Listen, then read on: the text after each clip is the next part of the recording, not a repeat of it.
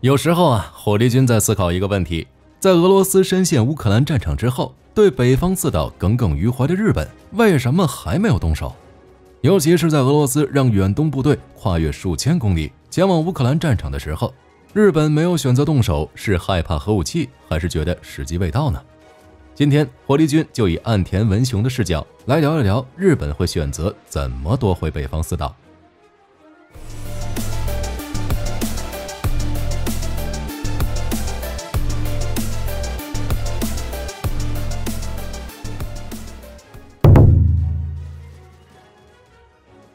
作为苏联嫡长子，俄罗斯在分家的时候确实拿到了不少军事力量，一度成为世界第2军事强国。但面对几十个国家站台的乌克兰，战场上的损失已经让普京焦头烂额了，如今连远东地区都有些顾不上了。现在的俄罗斯有5大军区，其中东部地区覆盖了贝加尔湖以东的广阔领土，被称为远东地区。这是俄罗斯8大联邦中面积最大的，超过了620万平方公里，驻扎了第5、第29、第35、第36以及第68军团。另外还有太平洋舰队和驻扎在新西伯利亚的第41集团军。远东地区与美国阿拉斯加隔海峡相望，最窄处仅为85公里。远东地区的萨哈林州还管辖着与日本有争议的北方四岛。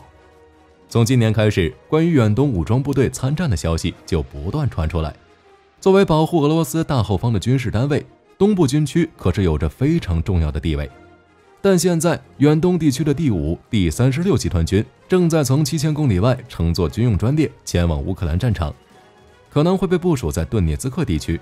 如果俄罗斯动用了这股力量，说明俄军在战场上的劣势比想象中还要差，而此时的远东陆地作战力量仅剩下一半了。前段时间，英国议员说了一句这样的话：有些国家正在面临一个机会，那就是从俄罗斯手中夺回原本属于自己的领土。无论是谁抓住这个机会，都将成为自己民族的英雄。俄罗斯也放出消息，打算在远东部署一个 Tu-160轰炸集团，应该就是来弥补第5、第36集团军的空缺。外界传闻这是在威慑美日，但有没有包括别的目的，那就只有普京自己知道了。不过这个决定还没有敲定，具体实施计划还需要取决于 Tu-160的订单数量。如果通过了， Tu-160轰炸集团将驻扎在阿穆尔州，但终归是还没通过，说不定 Tu-160的产能都不够呢。如果日本自卫队选择这时候进攻北方四岛，普京未必敢两线作战，因为同时对抗乌克兰、北约以及日本的风险太大。巅峰时期的苏联也不一定会做出这样的选择，而这正是日本的机会，可以趁俄病要俄命，通过偷袭的方式迅速夺回北方四岛。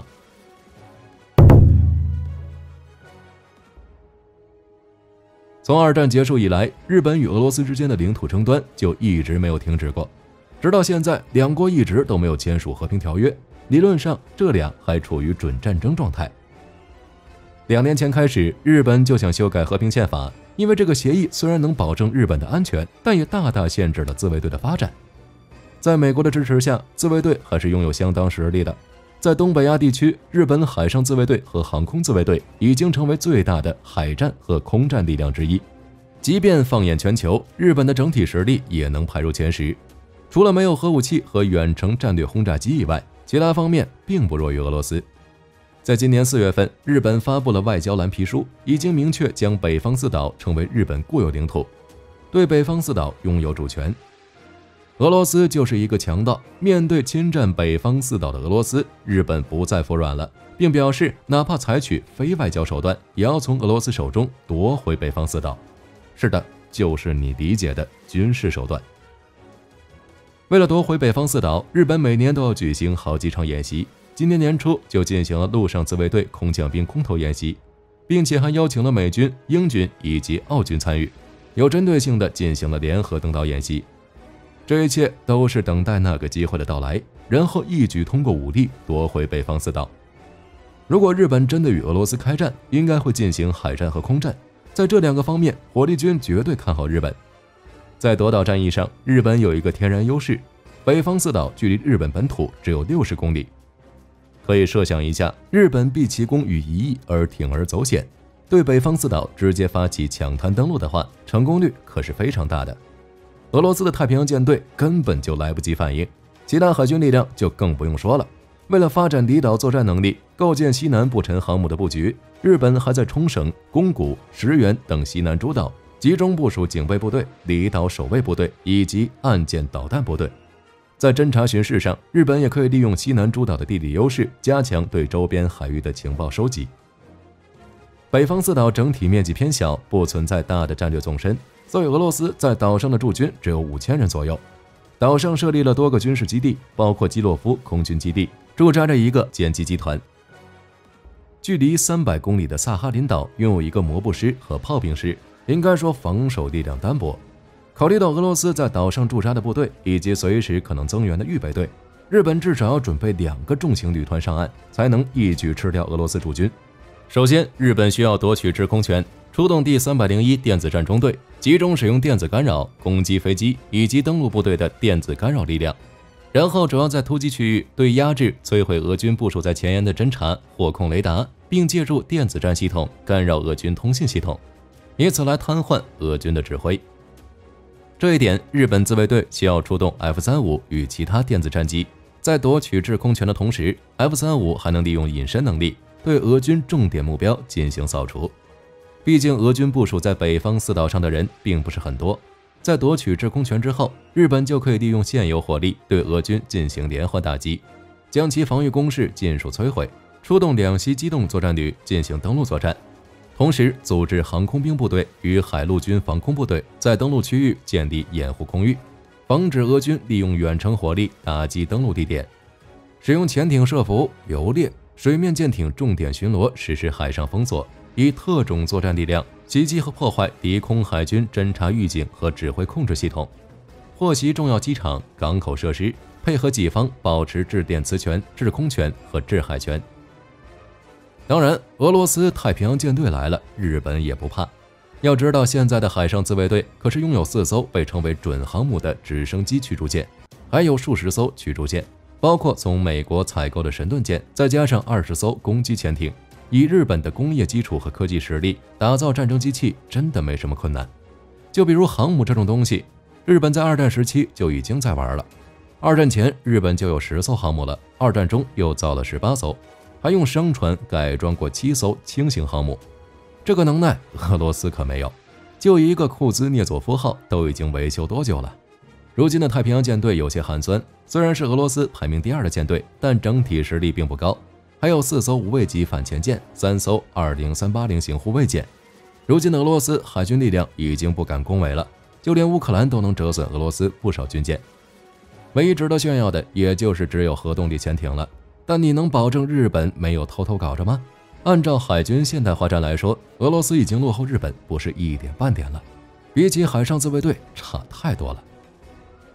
所以看到这里，各位就能明白，依照日本如今的军事实力，再加上地理上的优势，深陷乌克兰泥潭的俄罗斯是没有机会的。说白了，日本现在就是在等待时机。俄罗斯在乌克兰战场面临的困境，北约正在通过大量援助让俄军深陷战场，这是肢解俄罗斯的最佳机会。拖得越久，俄军战败的可能性越大。当前俄军已经消耗了2500辆坦克，弹药库存已经消耗了上千万发炮弹，俄军已经失去一半战斗力了。不过，日本同样面临一个问题，北方四岛的位置比较特殊，日本一旦拿下了，就能彻底封死俄罗斯远东出海口，这一点俄罗斯可能难以接受。另一方面，如今俄罗斯正在入侵乌克兰，一旦丢失北方四岛，将会面临2面受敌的窘境。所以对日本来说，夺岛不是大问题，最大问题在于夺岛后产生的后果。毕竟俄罗斯是拥核大国，不过日本也考虑过这个问题。此前日本曾提议，希望美国能在日本本土部署核武器，原因很简单，日本是想通过这种方式尽量弥补在核武器方面的劣势。你想想啊，日本本土还有美国驻军，你部署美国核武器之后，俄罗斯也要考虑进攻日本的代价。与此同时，日本还在推动构建新型导弹拦截系统，比如在北海道部署爱国者3型防空系统，同时还将部署2套陆基宇宙盾防御系统，形成覆盖日本全部领土的导弹防御能力。对于高超音速武器的作战能力和优势，日本同样看在眼里。既然受到和平宪法的限制，没办法发展核武器，那不如选择高超音速武器，这是一个提升日本战略威慑力的不错选择。目前日本已经制定了明确计划，要发展射程3000公里以上的高超音速武器，首批将部署在北海道和九州。如果按照谁先上岛就属于谁的说法，日本确实要早上一些，但最初双方的登岛人员从没碰过头，所以在发现这片区域后，双方各自宣示了主权。直到俄国人登岛1个世纪后，双方勘察人员才第一次碰面，并互相逮捕了入侵本国领土的人员。后来逮捕的人越来越多，于是两国开始了第一次谈判，并签署一份日俄和亲通好条约，约定以泽捉岛与德福岛之间的海峡为界，南边的属于日本，北边的属于俄国。但对于当时的两个国家来说，都热衷于扩张领土，黑纸白字并不能带来稳定。后来沙俄逼迫清政府签署瑷珲条约与北京条约，直接将库页岛划入本国版图。但这时库页岛南半部已经在日本控制之下了，寸土寸金的日本当然不干了。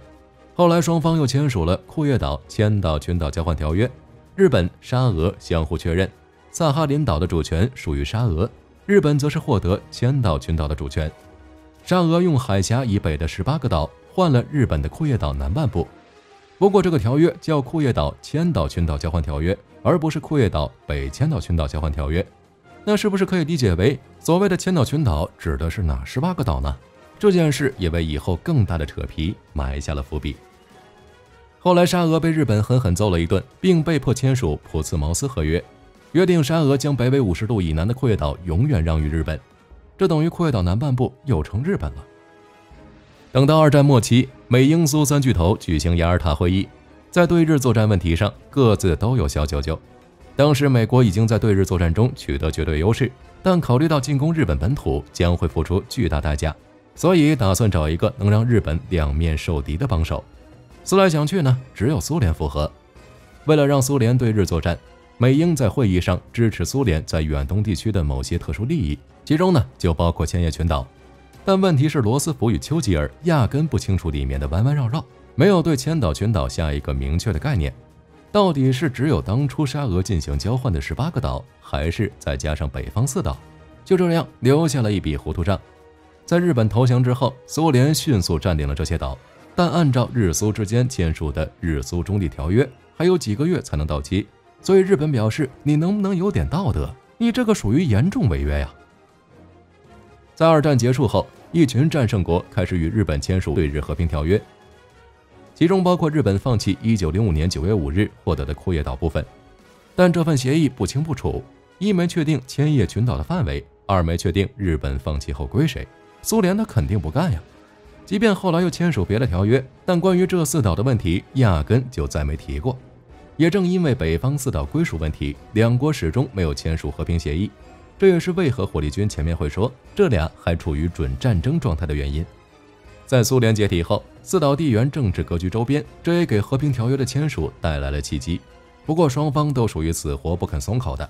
刚开始这俩闹得积极不愉快，日本这边觉得苏联没了，直接放出大话，3天内拿回4岛。而一边俄罗斯回应3分钟我就能把岛物理和平。在叶利钦时期，俄罗斯经济几近崩溃，北欧东扩也断了俄罗斯融入欧洲的想法，所以叶利钦希望日本能成为俄罗斯与西方的桥梁。如果能在经济上达成合作，那么对于当时的俄罗斯可谓是好处多多。而当时的日本也希望获得俄罗斯的能源，于是，在90年代，双方总算是稳定了，甚至一度计划在2000年前签署和平条约。即便是普京上台后，双方之间的谈判也没停下过。2018年，日俄在新加坡举行会谈，商定以苏日共同宣言为基础，加快和平条约谈判进度。但是，到底先条约后还岛，还是先还岛后条约？两个国家一直在相互扯皮。但在俄罗斯入侵乌克兰之后，日本加入制裁俄罗斯的阵营，并驱逐俄罗斯外交官，一时之间，日俄之间的关系降为冰点。了解完这些历史，就能明白日本对北方4岛的执念有多深。所以不要认为日本不敢，只是时机未到而已。就赌普京不敢两线作战。好了，本期影片就到这里了，我是火力军，咱们下期再见。